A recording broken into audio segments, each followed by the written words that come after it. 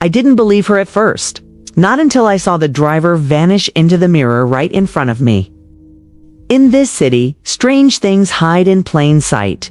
And tonight, I'm going to tell you what I saw. I still remember that night as if it just happened yesterday. It was in Abuja during the Harmattan season, when the nights get chilly and the streets are covered in that fine brown dust. The city was quieter than usual because it was midweek, and most people had retreated indoors before.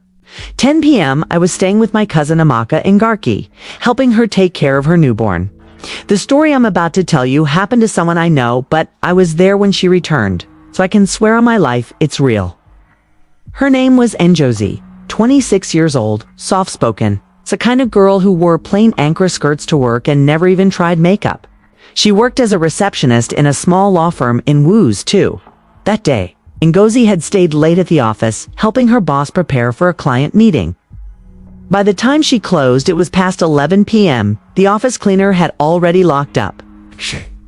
Didn't own a car, so she opened her phone to book a ride on the Bolt app. You know how unreliable taxis can be at night in Abuja, she later told me. The ride request took unusually long to confirm. Then, a black Toyota Corolla appeared on her screen. The driver's name was Bello. His profile picture grainy, but the ratings were 5 stars.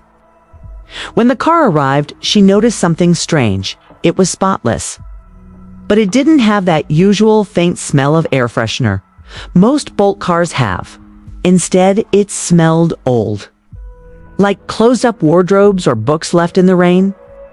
Bello was a middle-aged man, maybe late 40s, wearing a cream caftan and a black cap. He greeted her politely in housely accented English. "Good evening, madam. Please, sit in front. My back seat is not good." Ngozi found that odd. Most drivers prefer passengers in the back, especially women at night. But she didn't want to argue, so she sat in front. He started driving, taking the normal route toward Garki, but after a few minutes, Ngozi noticed they passed the same filling station twice. She checked her phone. The map was moving in circles. "Sir," she said, "I think you missed the turn." Bello smiled faintly. No worry. I sabi this road past the map. We go reach soon." She tried to relax, thinking maybe he was avoiding traffic. But after 15 minutes, they passed the same billboard for the 3rd time. Njozi's heart started pounding. She gripped her handbag tightly. Then she realized something chilling. She couldn't hear the sound of the engine. The car was moving, but it was silent. She reached for her phone to call me, but there was no network. Full bars had vanished. At that moment, Bello turned to her and said in a low voice, "You be good person. That is why I carry you." And Josie's throat went dry. Carry me where? He didn't answer. Instead, the road ahead seemed to stretch endlessly. Even though she knew Garki was only 15 minutes from Wooz, street lights became fewer. Shops vanished. It was just the two of them, the car and an unfamiliar stretch of road that seemed to breathe with darkness. She said she tried to open the door. The handle wouldn't move. Then, as if reading her mind, Bello added, "Don't fear. We are almost there." "Almost where?" she asked again, voice trembling. This time, he turned slightly and looked at her. The light from a passing street lamp revealed his eyes, and they were pure black.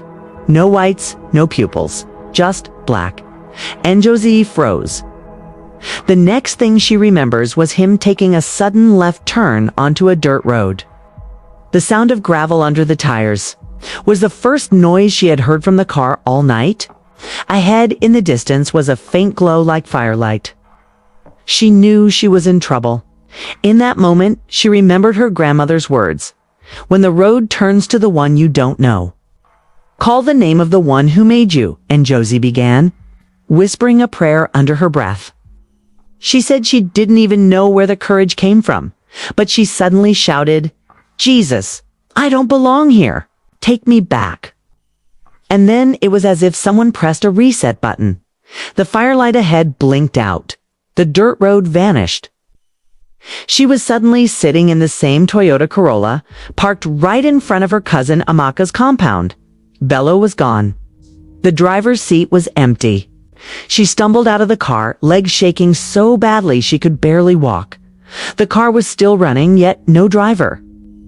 When she turned around, the car was gone, not driving away, just gone, as if it had never been there. I was in the living room. When I heard Amaka screaming, I ran outside and saw Ngozi collapse at the gate, clutching her handbag like a shield. Her skin was cold and her eyes were wide like someone who had just seen their own death. We brought her inside. She wouldn't speak for over an hour. When she finally did, she just whispered, "The road didn't end. It wasn't Abuja anymore." The next morning, she showed us her phone. The Bolt app had no record of any ride the night before. The trip history was empty. 2 weeks later, Amaka overheard the neighborhood security guards talking. They mentioned a driver named Bello, who used to work nights until he died in a crash along Airport Road. 3 years ago, Ngozi doesn't take rides alone at night anymore. Okay? And sometimes, when we're sitting outside in the evenings, she looks at the road and says quietly, "If you ever find yourself in a car that drives without an engine sound, pray fast." Even now, I still walk past that street and wonder if he's still watching me from the glass. If you want to hear more true African city tales that will keep you awake at night, click subscribe because the next story might be closer to your home than you think.